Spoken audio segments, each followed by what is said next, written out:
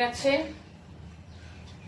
ছেলের জন্য রুটি করে দিই, খেয়ে যাবে রুটি। আর করব, পরোটা করে দেবো টিফিনের জন্য। তবে পরোটার জন্য আর তরকারি কিছু করবো না, ওকে বললাম দিয়ে খেয়ে নিতে, ঘুগনি নিয়ে নিতে, ওখানে সুবিধা হবে। আমার তরকারি করতে আর ইচ্ছে করছে না, হাতে ব্যথার জন্য আর সত্যি কথা কিছুই কাজ করতে প্রচন্ড কষ্ট পাচ্ছি আমি। এত কষ্ট পাচ্ছি না, রুটি করা না করলে নয় আর কি, টিফিন দিতে হবে বলে, তাই জন্য করা না হলে সেটাও করতাম না। Good morning, welcome to our new blog. কেমন আছো সবাই? আশা করছি সবাই খুব ভালো আছো, সুস্থ আছো, পজিটিভ আছো। সকালবেলায় উঠেই একদম তাড়াহুড়ো লেগে যায়। তবে আজকে কিন্তু অনেকটাই বেলা হয়ে গেছে, আজকে প্রায় 7:45 বেজে গেছে। উঠেছি একটু দেরি করেই উঠেছিলাম, রুটিটা করবো না বলে, সকালবেলায় রুটিটা করবো না বলেই আমি একটুখানি দেরি করেই উঠেছি। তো সকালে আজকে টিফিন নিয়ে যাইনি, টিফিন অন্য কিছু নিয়েছিল, পাউরুটি ছিল, ওইগুলো সব নিয়েছে। তো সেই জন্য একটু বেলা করেই উঠেছি আর কি আমি। তারপরে কালকে লিটি নিয়ে এসেছিল, সেটা ছেলেও খাইনি, আর আমি তো খুব একটা পছন্দ করি না, আমি খাইও না খুব একটা, তো সেগুলোও ছিল।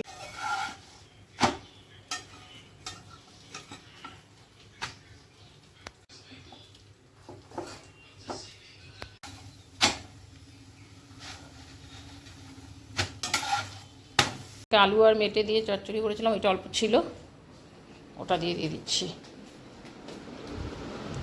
বিছানায় রাখবি না।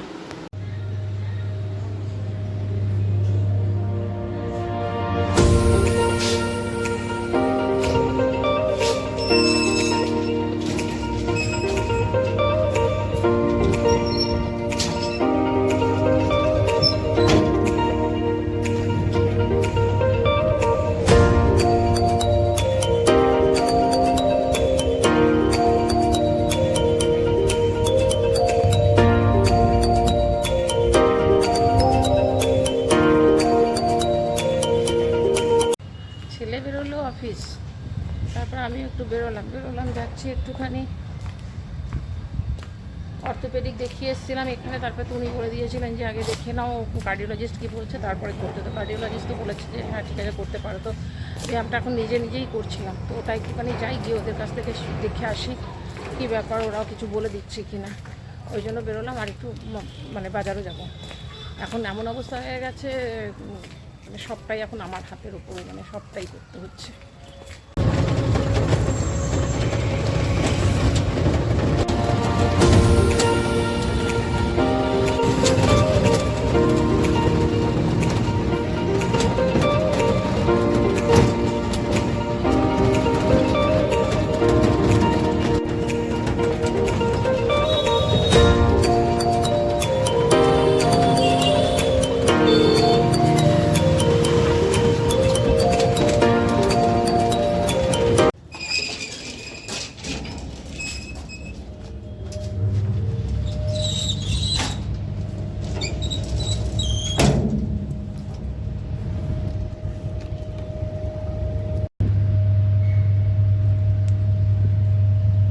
চলো ঘুরে আসলাম, কিন্তু কোনো কাজের কাজগুলো না, কালকে ডাক্তার আসবে, বাকিটা সবটা ঘরে গিয়ে বলছি।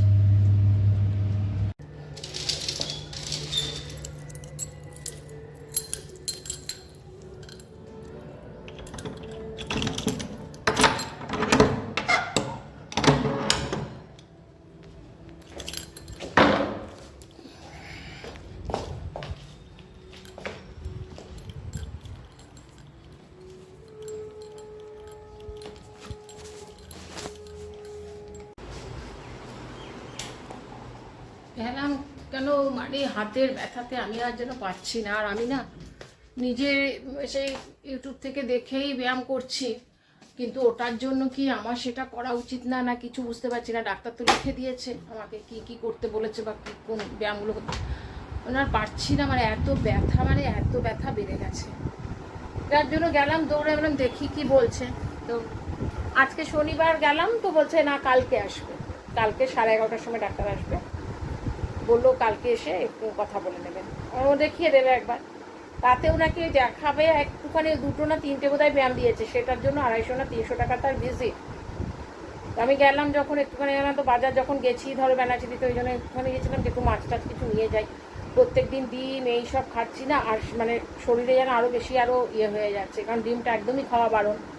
তো ওই সব কারণের জন্য আমি গেলাম, যে একটু ছেলে তোমার ওই কি বলে ওটা, মাশরুম খেতে খুব ভালোবাসে, তো ওটাও নিয়ে আসলাম গেলাম যখন। আর একটু চিংড়ি মাছ এনেছি আর পপলেট মাছ এনেছি। আমার তো ভয় লাগে কি বলতো, মাছ কিনতে আমি ভীষণ ভয় পাই, যদি ঠকিয়ে দেয়। তো এই আমার জানাশোনা পরিচয় এক দিদির সাথে, ওর কাছ থেকে আনি বলে ওর কাছে চলে যাই, ও ঠিকঠাক করে দিয়ে দেয়। আর যে বলছে ইলিশ মাছ নিয়ে যাও, ইয়া বললাম না বাবা, আমি এখন ইলিশ মাছ নেবো না, আমি চিনবো না, ঠকাবে না যদিও।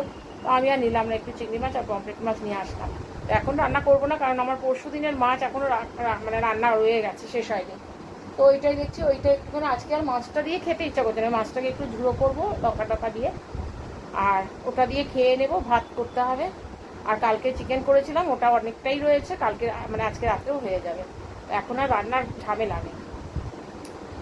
যদি চান করবো, পুজো দেবো, আর বাসন রয়েছে কটা, বাসন মাজবো।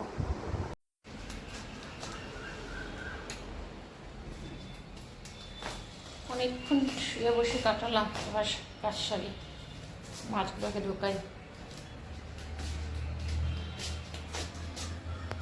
মাছগুলো ধুয়ে রেখে দিলাম, আজকে আর কিছুই করবো না।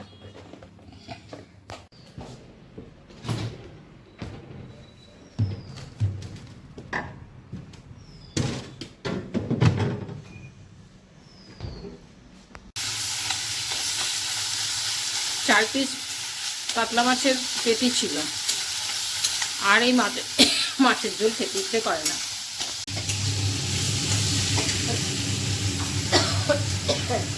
আমি ওই করি কি বলতো, বড় মাছ যদি দুদিন থেকে যায় তারপরে আর সেই মাছটাকে খাই না। একটুখানি পেঁয়াজ আর লঙ্কা কুচিয়ে অল্প তেলের মধ্যে একটু নেড়ে নিলাম, অল্প একটু শুকনো লঙ্কা, অল্প চিনি আর একটু নুন দিলাম, দিয়ে ওইটাকে মাছটাকে নিয়ে একটু ঝুরঝুরে করে নিলাম। এটা দিয়ে ভাতটা খেতে বরঞ্চ ভালো লাগে। চলো, কতগুলো বাসন বেরোলো, এগুলোকে একটু মেজে নিই, তারপরে চান করবো।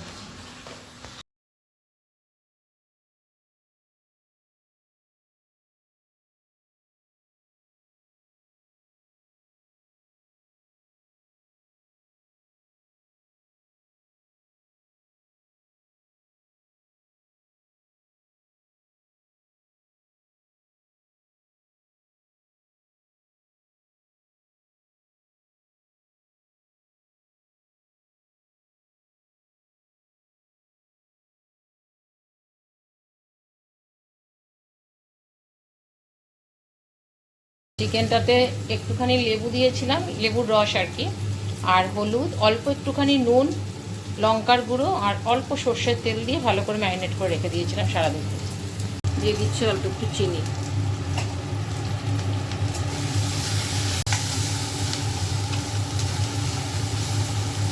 দিয়ে দেবো পরিমাণ মতন নুন। ওখানেও নুন দেওয়া আছে, তবে এখানে অল্পই দিলাম।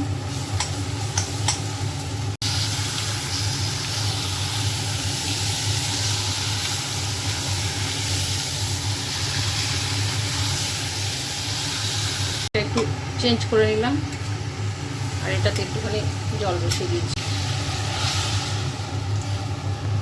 বিস্কুটগুলো নিয়ে আসলাম, একটা তো সেই সুজি বাড়া প্যাটিস টাইপের, ওটা ঠিক আছে। এই বিস্কুটটা একটু নেতিয়ে গেছে, এবার বর্ষাকাল যা হয় আর কি, একটু নেতিয়ে গেছে, কালকে মাইক্রোওভেন ঢুকে একটু গরম করে দিতে পারে। নেতিয়ে গেলে ভালো লাগে না বিস্কুট খেতে।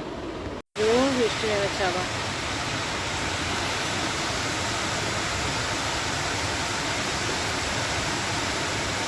ভালো মতন বৃষ্টি হয়ে গেল। ভাতটা ছিল, একটু মাইক্রোওভেনে গরম করে নিয়েছি, আর চিকেন কষা।